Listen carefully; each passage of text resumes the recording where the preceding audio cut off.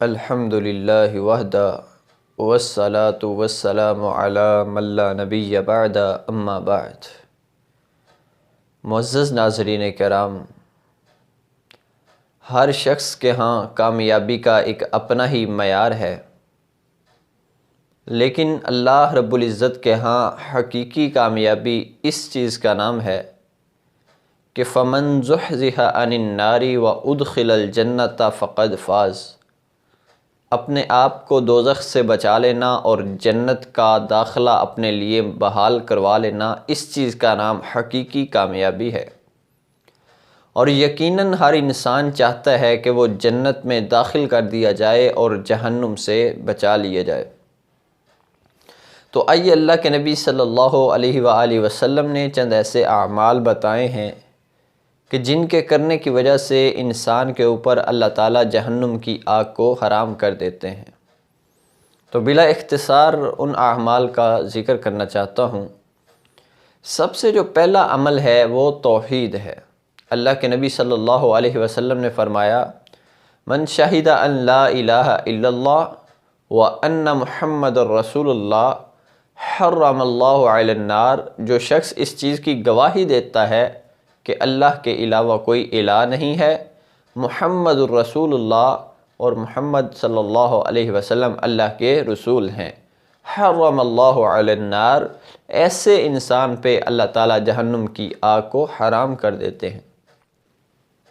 دوسرا جو عمل ہے جہنم سے آزادی کا، نبی صلی اللہ علیہ وسلم نے فرمایا وہ اخلاص ہے۔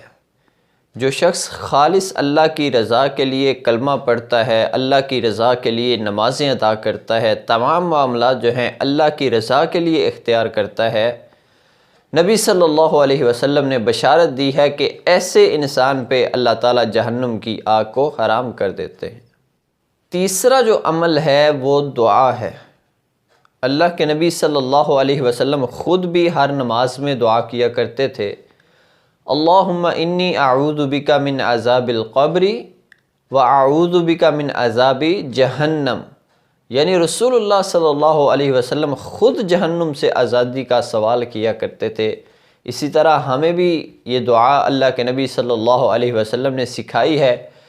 کہ آپ نے بھی دعا کیا کرنی ہے، اللہم اجرنی من النار، کہ اللہ مجھے جہنم سے آزاد کر دے۔ صحیح حدیث کے اندر آیا ہے کہ نبی صلی اللہ علیہ وسلم نے فرمایا، جو شخص 3 دفعہ جنت کا سوال کرتا ہے، جنت اس کے حق میں سفارش کرتی ہے کہ اللہ اس انسان کو مجھ میں داخل کر دے۔ اور جو شخص 3 دفعہ جہنم سے آزادی کا سوال کرتا ہے، تو نبی صلی اللہ علیہ وسلم نے فرمایا کہ جہنم ایسے انسان کے بارے میں کہتی ہے، اے اللہ اس انسان کو مجھ سے دور رکھنا۔ تو دعا کا بہت اہم رول ہے جہنم کی آزادی کے اسباب میں، تو ہمیں چاہیے کہ ہم دعا بھی کثرت سے کیا کریں۔ چوتھا جو عمل ہے جہنم سے آزادی کا، وہ ہے روزہ رکھنا اللہ کی رضا کے لیے۔ جو انسان روزہ رکھتا ہے، نبی صلی اللہ علیہ وسلم کی حدیث ہے، الصوم جنہ، روزہ ڈھال ہے۔ جہنم اور انسان کے درمیان میں جو شخص روزے کا پابند ہے، روزہ رکھنے والا ہے، ڈھال بن جاتی ہے۔ جس طرح میدان جنگ میں ڈھال کا سہارا لے کے دشمن کی کارروائی سے بچا جاتا ہے، اسی طرح یہ روزہ جو ہے جہنم اور اس انسان کے درمیان ڈھال بن جاتی ہے۔ پانچواں عمل جہنم سے آزادی کا، اللہ کے نبی صلی اللہ علیہ وسلم نے فرمایا، جو شخص 40 دن تک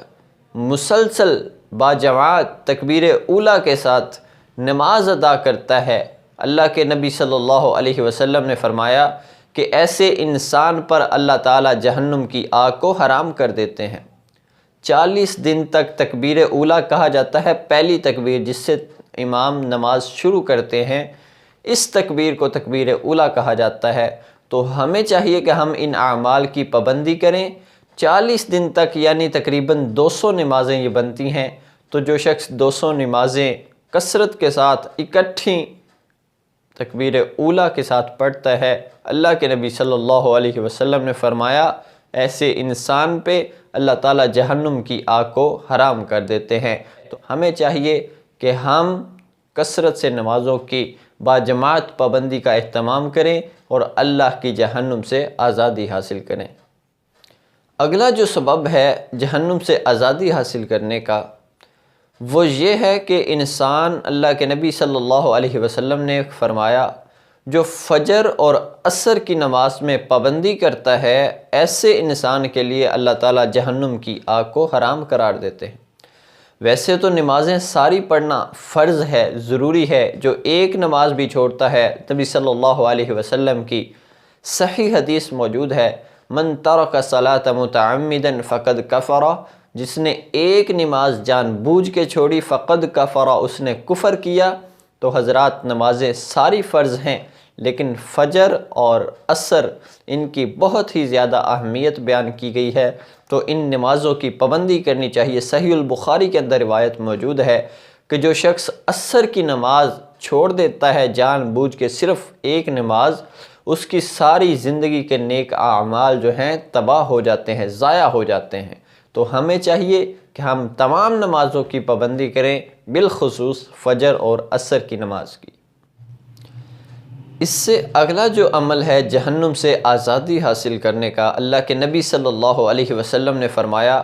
جو شخص ظہر سے پہلے اور ظہر کے بعد، جامع ترمذی کے اندر روایت موجود ہے، 4 رکعتیں پڑھتا ہے، 4 ظہر سے پہلے اور 4 بعد میں، نبی صلی اللہ علیہ وسلم نے فرمایا ایسے انسان پر بھی اللہ تعالیٰ جہنم کی آگ کو حرام کر دیتے ہیں۔ اس سے اگلا عمل اللہ کے نبی صلی اللہ علیہ وسلم نے جہنم کی آزادی کا ہمیں جو بتایا ہے، وہ یہ ہے کہ جو شخص اللہ کی رضا کے لیے، اللہ کے ڈر سے تنہائی میں بیٹھ کے ایک آنسو بے شک بہاتا ہے، روتا ہے، اللہ کے نبی صلی اللہ علیہ وسلم نے فرمایا کہ ایسے شخص کا جہنم میں ڈالا جانا ایسے ہی مشکل ہے جیسے جانور کے تھن سے دودھ نکال لیا جاتا ہے، واپس اس دودھ کو جانور کے تھن کے اندر ڈالنا مشکل ہوتا ہے، بالکل اسی طرح جہنم میں ایسے انسان کا جانا مشکل ترین کام ہے جو اللہ کے ڈر سے روتا ہے، اور رونے کی وجہ سے اللہ تعالیٰ اس پہ جہنم کی آگ کو حرام کر دیتے ہیں۔ اس سے اگلا عمل اللہ کے نبی صلی اللہ علیہ وسلم نے فرمایا کہ جو شخص اللہ کی راہ میں چلتا ہے، نماز پڑھنے آتا ہے، جہاد کرنے جاتا ہے، یا کوئی ویسے دیگر معاملات ہیں جن میں اللہ کی رضا مقصود ہو، اللہ کا راستہ ہو، ایسے راستوں میں جس شخص کے پاؤں گرد و غبار ہو جائیں گے، اللہ کے نبی صلی اللہ علیہ وسلم نے فرمایا ایسے انسان کے قدموں پر اللہ تعالیٰ جہنم کی آگ کو حرام کر دیں گے۔ اس سے اگلا جو عمل ہے وہ اللہ کے نبی صلی اللہ علیہ وآلہ وسلم نے فرمایا کہ جو شخص 2 بیٹیوں کی پرورش کرتا ہے، تربیت کرتا ہے اچھے طریقے سے، وہ بیٹیوں کی پیدائش پہ ماتھے پہ تیور نہیں آتے ہیں، ایسے انسان کو کل قیامت کے دن اللہ کے نبی صلی اللہ علیہ وسلم نے مثال دے کے سمجھایا ہے، فرمایا ایسے جیسے ہاتھ کی 2 انگلیاں ساتھ ہیں، ایسے میں اور وہ انسان جنت کے اندر ساتھی ہوں گے۔ اور اسی طرح اللہ کے نبی صلی اللہ علیہ وسلم نے فرمایا جو شخص اپنی 2 بیٹیوں کی اچھی تربیت کرتا ہے، اچھی پرورش کرتا ہے، اللہ کے رسول صلی اللہ علیہ وسلم کی اس کے لیے بشارت یہ ہے کہ ایسے انسان پر اللہ تعالیٰ جہنم کی آگ کو حرام کر دیتے ہیں۔ حضرات، اس سے جو اگلا عمل اللہ کے نبی صلی اللہ علیہ وسلم نے فرمایا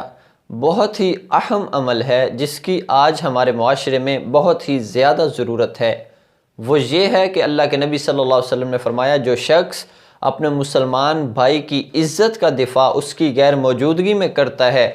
یعنی کہ وہ موجود نہیں ہے، آپ کی مجلس میں 2 3 4 لوگ بیٹھے ہیں، آپ کو پتہ چلتا ہے کہ اس کی برائیاں، اس کے عیب بیان کیے جا رہے ہیں، آپ ان کو روکتے ہیں یا آپ اس کی عزت کا ڈیفنس کرتے ہیں، آپ اس کا دفاع کرتے ہیں،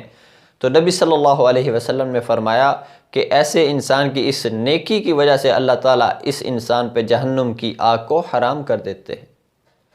اور اس سے اگلا اور آخری جو عمل ہے وہ نبی صلی اللہ علیہ وسلم نے فرمایا حسن اخلاق کا جو مظاہرہ کرتا ہے اپنے مسلمان بھائیوں کے ساتھ، اپنے ہمسایوں کے ساتھ، جو اچھے اخلاق سے پیش آتا ہے، اس کے اس اخلاق کی وجہ سے اگر عبادت میں کوئی کمی بیشی رہ بھی گئی ہوگی تو اللہ تعالیٰ درگزر فرما کے اس انسان پہ جہنم کی آگ کو حرام فرما دیں گے۔ حضرت ابو درداء رضی اللہ تعالیٰ عنہ کے بارے میں آتا ہے، حضرت ام درداء فرماتی ہیں کہ حضرت ابو درداء رضی اللہ تعالیٰ عنہ ساری رات روتے رہتے تھے اور یہ ایک ہی دعا کرتے رہتے تھے، اللہم حسنت خلقی کما حسن خلقی، اے اللہ جس طرح تو نے میرے چہرے کو خوبصورتی بخشی ہے، اسی طرح اے اللہ میرے اخلاق کو بھی خوبصورت بنا دے، میرے اخلاق کو بھی سنوار دے۔ تو حضرات ہمیں چاہیے کہ ہم ان اعمال کی پابندی کر کے اللہ کے ہاں سرخرو ہو سکیں، جہنم کی آزادی کے اسباب حاصل کر سکیں۔ اللہ تعالیٰ سے دعا ہے اللہ ہمیں جہنم کی آگ سے دور رکھے اور جنت کا داخلہ دے۔ وآخر دعوایا ان الحمد للہ رب العالمین۔